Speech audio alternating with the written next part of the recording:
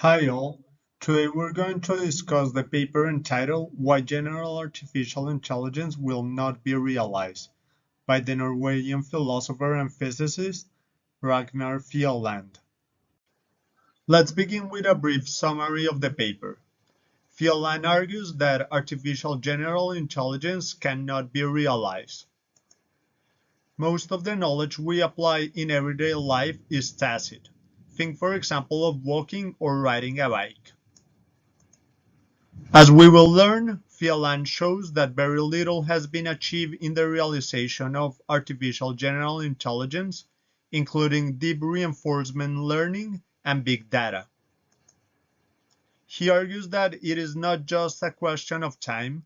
On the contrary, he argues that the goal cannot in principle be realized and that the project is a dead end. Furthermore, causal knowledge is an important part of human-like intelligence, and computers cannot handle causality because they cannot intervene in the world. More generally, artificial general intelligence cannot be realized because computers are not in the world. As long as computers do not grow up, belong to a culture, and act in the world, they will never acquire human-like intelligence. The belief that artificial general intelligence can be realized is harmful. If the power of technology is overestimated and human skills are underestimated, the result will in many cases be that we replace something that works well with something that is inferior. Now let's study in depth the arguments that Fjelland develops to defend his thesis against artificial general intelligence. The project of creating human-like artificial intelligence started when in the early 1950s it was recognized that electronic computers are not only number-crunching devices, but may be made to manipulate symbols. Fjelland explains a very important distinction between weak artificial intelligence and strong artificial intelligence. It is possible to pursue this goal of creating human-like artificial intelligence without assuming that machine intelligence is identical to human intelligence. This is called weak artificial intelligence, an AI that is recognized to be different from human intelligence. A strong AI is an AI that is, in principle, identical to human intelligence. Now, there's another important distinction between general AI and narrow AI. The author uses a different distinction from a strong and weak AI, which is better adapted to the issues that he discusses. He focuses on the distinction between artificial general intelligence and artificial narrow intelligence. Both artificial general intelligence and artificial narrow intelligence are forms of weak artificial intelligence. AGI is a human-like AI because human intelligence is general. However, this is just one trait of human intelligence, and AGI is a type of weak AI.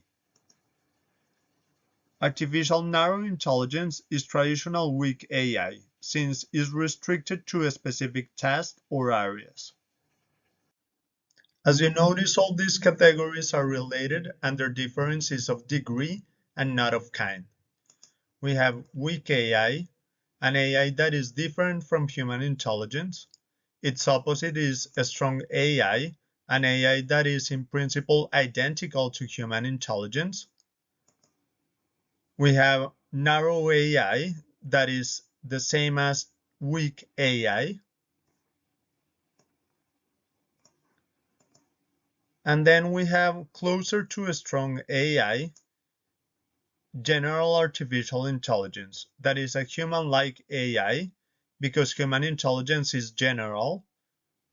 However, this is just one trait of human intelligence, and AGI is a type of weak AI. As you can see, it's closer to weak AI than to a strong AI. Let's continue exploring the difference between general AI and narrow AI. Advances in artificial narrow intelligence are not advances in artificial general intelligence. Computer power is the ability to use algorithms at a tremendous speed, which is artificial narrow intelligence. Computer power will never develop into human reason, because the two are fundamentally different. Human reason will comprise Aristotle's prudence and wisdom. Prudence is the ability to make right decisions in concrete situations. Wisdom is the ability to see the whole. These abilities are not algorithmic, and therefore, computer power, artificial narrow intelligence, cannot and should not replace human reason. Now, the question that keeps alive the philosophical debate over AI. Do new developments make possible the realization of artificial general intelligence? During the 1980s, the paradigm of neural networks became dominant. Instead of taking manipulation of symbols as model, it took the processes in our nervous system and brain as model.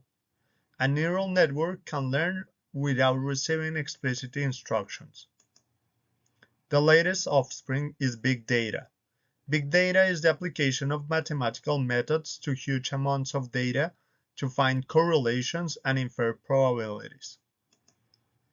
The advocates of big data think that we don't need causality and that correlations are enough. However, Fjelland shows that despite these developments, artificial general intelligence still cannot be realized.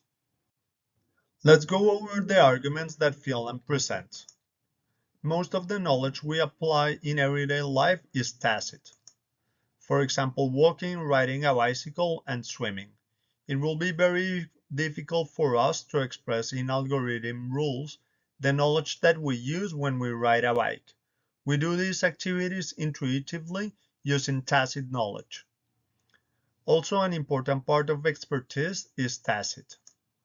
The problem facing the development of expert systems, that is, systems that enable a computer to simulate expert performance, for example, medical diagnostics, as IBM tried and failed after investing millions of dollars, is that an important part of the expert knowledge is tacit. If experts try to articulate in general rules the knowledge they apply in their performance, they normally regress to a lower level. A milestone in AI research was Watson. IBM's computer Watson in 2011 beat the two as participants in Jeopardy! Watson communicates using natural language. However, it has been much more difficult than originally assumed to construct an AI doctor. Instead of super doctors, IBM's Watson Health has turned out AI assistants that can perform in routine tasks. IBM has encountered a fundamental mismatch between the way machines learn and the way doctors work. Another milestone in AI research was AlphaGo. In 2016, AlphaGo defeated the world champion of Go. The complexity of Go is regarded as even larger than chess. In many cases, expert players relied on intuition only, and were only able to describe our position as having good shape. AlphaGo is regarded as a milestone in AI research because it was an example of the application of a strategy called deep reinforcement learning.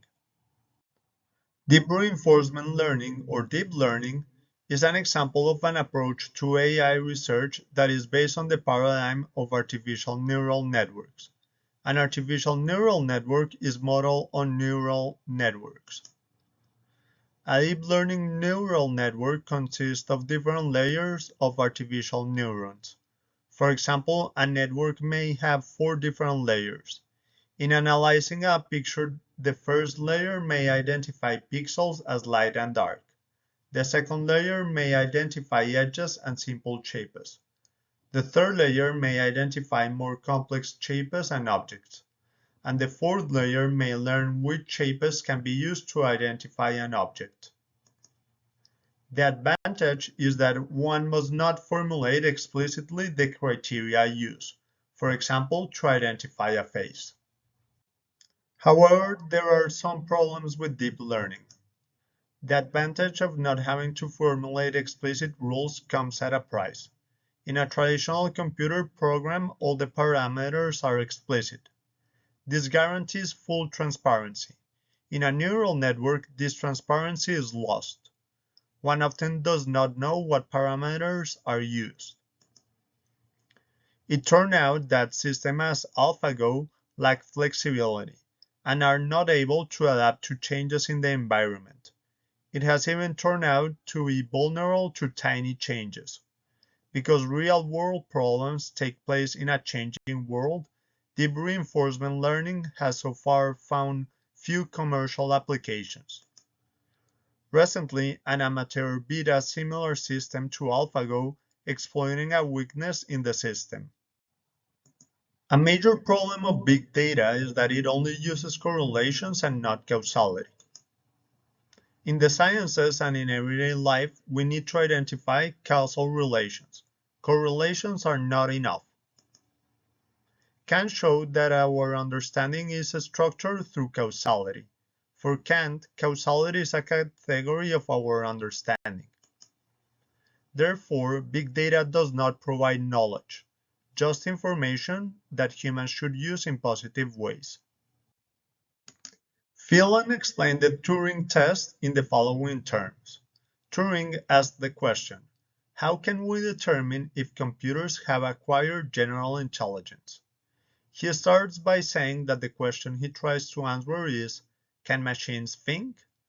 But instead of going into the question of what intelligence is, he sets up a kind of game.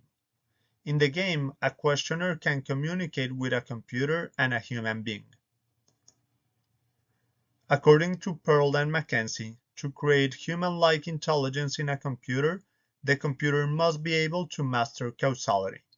Thus, a minimum requirement to pass the Turing test is that the computer is able to handle causal questions.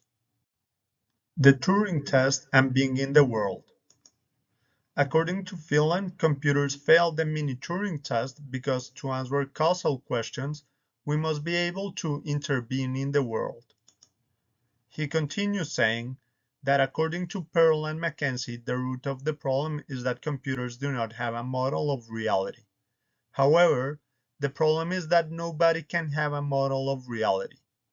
Any model can only depict simplified aspects of reality. The real problem is that computers are not in the world, because they are not embodied. Moreover, computers cannot pass the full Turing test because they are not in the world, and therefore they have no understanding. Computers are not in the world. Even the most abstract theories are grounded in our everyday world, or what Husserl called our live world. The live world is the way in which the world is experienced. To carry out experiments, the scientist must be able to move around, to handle instruments, to read scales, and to communicate with other scientists. We are bodily and social beings, living in a material and social world. To understand another person is not to look into the chemistry of that person's brain, not even into that person's soul, but is rather to be in that person's shoes. It is to understand the person's life world, that is, how they experience the world. It is simply not true, as some of the advocates of big data argue, that the data speak for themselves. Normally, data used are related to one or more models. They are selected by humans, and in the end they consist of numbers that somebody needs to read. That's all for today. Remember that the chapter that you must read tomorrow and on Thursday is already uploaded on Brightspace in the module about artificial intelligence. Assignments 6 and 7 were already created on Brightspace. Their deadlines are tomorrow, June 28 at midnight, and Thursday, June 29 at midnight. And very important, the prompt and the instructions of the final essay are also on Brightspace already. The final essay deadline is July the 3rd at midnight. Have a good day.